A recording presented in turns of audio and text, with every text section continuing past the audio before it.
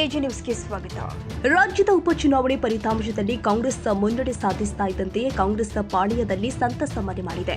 ಈ ಕುರಿತು ಮಾಜಿ ಸಂಸದ ಡಿಕೆ ಸುರೇಶ್ ಮಾತನಾಡಿ, 3 ಉಪಚುನಾವಣೆಯಲ್ಲಿ ಕಾಂಗ್ರೆಸ್ ಅಭ್ಯರ್ಥಿಗಳು ಗೆದ್ದಿದ್ದಾರೆ. ವಿರೋಧ ಪಕ್ಷದ ನಾಯಕರು ಗ್ಯಾರಂಟಿಗಳ ವಿರುದ್ಧ ಆರೋಪ ಮಾಡ್ತಾ ಇದ್ರು. ಅವರಿಗೆಲ್ಲ ಈ ಫಲಿತಾಂಶ ಉತ್ತರ ಕೊಟ್ಟಿದೆ. ರಾಜ್ಯದ 3 ಭಾಗದಿಂದ ಸ್ಪಷ್ಟವಾಗಿ ಸಂದೇಶ ಕಳುಹಿಸಿದ್ದಾರೆ. ವಿರೋಧ ಪಕ್ಷದ ಆರೋಪಕ್ಕೆ ತಕ್ಕ ಉತ್ತರ ಕೊಟ್ಟಿದ್ದಾರೆ. ಅದರಲ್ಲೂ ಚನ್ನಪಟ್ಟಣ ಕ್ಷೇತ್ರದ ಮತದಾರ ಸ್ಪಷ್ಟವಾಗಿ ಸಂದೇಶ ಕೊಟ್ಟಿದ್ದಾರೆ. ಬಿಜೆಪಿ ಜೆಡಿಎಸ್ಗೆ ಉತ್ತರ ಕೊಟ್ಟಿದ್ದಾರೆ. ಬೊಮ್ಮಾಯಿ ಹಾಗೂ ಕುಮಾರಸ್ವಾಮಿ ಪುತ್ರರಿಗೆ ಜನತೆ ಸಂದೇಶ ಕೊಟ್ಟಿದ್ದಾರೆ.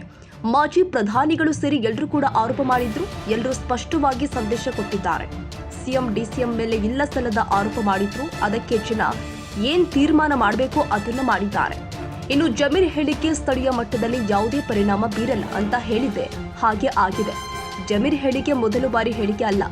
ಯಾವ ವಿಚಾರ ಮಾತನಾಡಿದ್ರು ಅದು ಬಹಳ ಹಿಂದೆ ಹೇಳಿದ್ರು. ಆಗ ಆ ನಾಯಕರಿಗೆ ಮಾತನಾಡಲಿಲ್ಲ. ನಮ್ಮ ಅಭ್ಯರ್ಥಿ ಗುರಿಯಾಗಿಸಿ ಮಾತನಾಡಿದ್ರು. ನನ್ನ ಸೋಲು ನನಗೆ ಖುಷಿ ತಂದಿದೆ. ಚನ್ನಪಟ್ಟಣ ಗೆಲುವು ಕಾಂಗ್ರೆಸ್ಸಿಗೆ ಶಕ್ತಿ ತಂದಿದೆ ಎಂದಿದ್ದಾರೆ. ಗ್ಯಾರಂಟಿಗಳ ವಿರುದ್ಧ ಏನು ಪ್ರಹಾರ ಮಾಡ್ತಾ ಇದ್ರು, ನಮ್ಮ ಮುಖ್ಯಮಂತ್ರಿಗಳ ವಿರುದ್ಧ ಏನು ಆರೋಪಗಳನ್ನು ಮಾಡ್ತಾ ಇದ್ರು, ಅದಕ್ಕೆ ಕರ್ನಾಟಕದ 3 ಭಾಗದಿಂದ ಉತ್ತರ ಕರ್ನಾಟಕ, ಕಲ್ಯಾಣ ಕರ್ನಾಟಕ ಮತ್ತು ಹಳೆ ಮೈಸೂರು ಭಾಗ, ಈ 3 ಭಾಗಗಳಿಂದ ರಾಜ್ಯದ ಜನ ಸ್ಪಷ್ಟವಾದಂಥ ಸಂದೇಶವನ್ನು ಕಾಂಗ್ರೆಸ್ ಪಕ್ಷಕ್ಕೆ ಕೊಡೋದ್ರ ಮುಖಾಂತರ, ಗೆಲುವನ್ನು ಕೊಡೋದ್ರ ಮುಖಾಂತರ ವಿರೋಧ ಪಕ್ಷಗಳಿಗೆ ನಿಮ್ಮ ಮಾಡ್ತಾ ಇರ್ತಕ್ಕಂಥ ಆರೋಪಗಳಾಗಲಿ, ನೀವು ಈ ರೀತಿಯಾಗಿ ಸರ್ಕಾರದ ವಿರುದ್ಧ ಏನು ಇಲ್ಲ ಸಲ್ಲದ ಕಾರಣಗಳನ್ನು ಒಡ್ತಾ ಅಭಿವೃದ್ಧಿಗೆ ತಡೆಯನ್ನು ಒಡ್ತಾ ಇದ್ದೀರಿ, ಇದು ಸರಿ ಇಲ್ಲ ಅಂತೇಳಿ ಜನರು ಇವತ್ತು ತೀರ್ಮಾನವನ್ನು ಕೊಟ್ಟಿದ್ದಾರೆ. ಅದರಲ್ಲೂ ವಿಶೇಷವಾಗಿ ಎನ್ ಡಿ ಎ ಮತ್ತು ಚನ್ನಪಟ್ಟಣದ ಮತದಾರರು ಇವತ್ತು ಸ್ಪಷ್ಟವಾದಂಥ ಸಂದೇಶವನ್ನು ಒಂದು ಕಡೆ NDA ಪಾರ್ಟ್ನರ್ JDSಗೂ ಕೊಟ್ಟಿದ್ದಾರೆ, ಇನ್ನೊಂದು ಕಡೆ ಭಾರತೀಯ ಜನತಾ ಪಕ್ಷಕ್ಕೂ ಕೊಟ್ಟಿದ್ದಾರೆ. ಬಸವರಾಜ ಬೊಮ್ಮಾಯಿ ಅವರ ಪುತ್ರ, ಮತ್ತೊಂದು ಕಡೆ ಕೇಂದ್ರ ಸಚಿವರಾದಂಥ ಕುಮಾರಸ್ವಾಮಿ ಅವರ ಪುತ್ರ, ಇವರಿಬ್ಬರಿಗೂ ಕೂಡ ಸ್ಪಷ್ಟವಾದಂಥ ತೀರ್ಮಾನವನ್ನು 2 ಕ್ಷೇತ್ರಗಳಲ್ಲಿ ಕೊಡೋದ್ರ ಮುಖಾಂತರ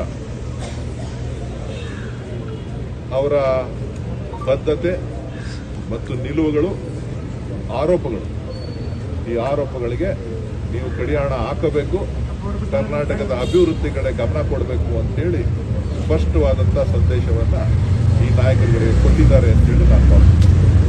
ಇದನ್ನೆಲ್ಲ ಅವರ ಆರೋಪಗಳು, ಆರೋಪಗಳು ಏನು ಮಾಡಿದ್ರು, ಈ ಆರೋಪಗಳಿಗೆ ಸ್ಪಷ್ಟವಾದಂಥ ಉತ್ತರವನ್ನು ಮಾಜಿ ಪ್ರಧಾನಮಂತ್ರಿಗಳಿರ್ಬೋದು, ಮಾಜಿ ಮುಖ್ಯಮಂತ್ರಿಗಳು, ಕೇಂದ್ರ ಸಚಿವರಿರ್ಬೋದು, ಕರ್ನಾಟಕದ ಮಾಜಿ ಮುಖ್ಯಮಂತ್ರಿಗಳಿರ್ಬೋದು, ವಿರೋಧ ಪಕ್ಷದ ನಾಯಕರಿರ್ಬೋದು, ಸೊ ಹೀಗೆ ಅನೇಕರು ಏನು ಆರೋಪಗಳನ್ನು ಮಾಡ್ತಾ ಬಂದರು, ಆ ಎಲ್ಲ ಆರೋಪಗಳಿಗೆ ಒಂದು ಸ್ಪಷ್ಟವಾದಂಥ ತೀರ್ಪನ್ನು, ಅದು ಕೇವಲ ಒಂದು ಭಾಗದಲ್ಲ, ಉತ್ತರ ಕರ್ನಾಟಕದಲ್ಲೂ ಕೂಡ ಜನ ತೀರ್ಪನ್ನು ಕೊಟ್ಟಿದ್ದಾರೆ, ಮಧ್ಯ ಕರ್ನಾಟಕದಲ್ಲಿ, ಮತ್ತೊಂದು ಕಲ್ಯಾಣ ಕರ್ನಾಟಕದಲ್ಲಿ ಕೊಟ್ಟಿದ್ದಾರೆ, ಇನ್ನೊಂದು ಹಳೆ ಮೈಸೂರು ಭಾಗದಲ್ಲಿ ಕೊಟ್ಟಿದ್ದಾರೆ.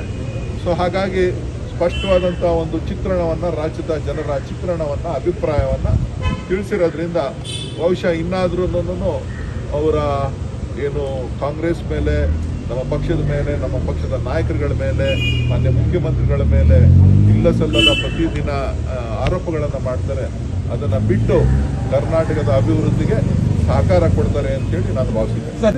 ನಾನು ಸ್ಪಷ್ಟಪಡಿಸಿದ್ದೆ, ಯಾವುದೇ ಕಾರಣಕ್ಕೂ ಆ ಭಾವನೆ ಸ್ಥಳೀಯ ಮಟ್ಟದಲ್ಲಿಲ್ಲ. ಅದೇನಿದ್ರು ಹೊರಗಡೆ ಮಾಧ್ಯಮಗಳು ಸೃಷ್ಟಿ ಮಾಡಿರ್ತಕ್ಕಂಥದ್ದು ಅನ್ನೋ ಅಭಿಪ್ರಾಯನ ಕೂಡ ನಾನು ಸ್ಪಷ್ಟವಾಗಿ ತಿಳಿಸಿದ್ದೆ. ಮಾಧ್ಯಮದವರಿಗೆ ಕೆಲವರಿಗೆ ಬೇಜಾರಾಗಿರ್ಬೋದು, ನಾನೇನು ಇಲ್ಲ ಅಂತ ಹೇಳಲಿಕ್ಕೆ ಹೋಗೋದಿಲ್ಲ. ಮಾಧ್ಯಮಗಳು ಒಬ್ಬ ಅಭ್ಯರ್ಥಿಯ ಪರವಾಗಿ ನಿಲ್ಲೋದಕ್ಕೋಸ್ಕರ ಮಾಡಿದಂಥ ಆರೋಪ ಅಂತಕ್ಕಂಥದ್ದು ಕೂಡ ನನ್ನ ಒಂದು ನಿಲುವಾಗಿದೆ. ಕನ್ನಡಿಗರ ಮೆಚ್ಚಿನ ನಿಮ್ಮ AJ 24/7 ನ್ಯೂಸ್ ಕನ್ನಡ ವಾಹಿನಿ ಇದೀಗ ಟಿವಿಯಲ್ಲಿ ಲಭ್ಯ. ಒಂದು ವೇಳೆ ನೋಟಿಸ್ ಕೊಟ್ಟಿದ್ರೆ ವಾಪಸ್ ತಗೋತೀವಿ ಅಂತ ಹೇಳಿ. ಇವತ್ತು ವಕ್ಫ್ ಪ್ರಾಪರ್ಟಿ ಅಂತೇಳಿ ಬರ್ತದೆ ಅಂತ ಹೇಳಿದ್ರೆ ರೈತರು ಬೀದಿಗೆ ಬದಲು ಏನ್ ಮಾಡ್ಬೇಕಾಗತ್ತೆ? ಯಾರು ವೋಟ್ ಹಾಕಿಲ್ಲ ಅಂದ್ರೆ ಗ್ಯಾರಂಟಿನೆಲ್ಲ ಸ್ಟಾಪ್ ಮಾಡ್ಬಿಡ್ತೀವಿ.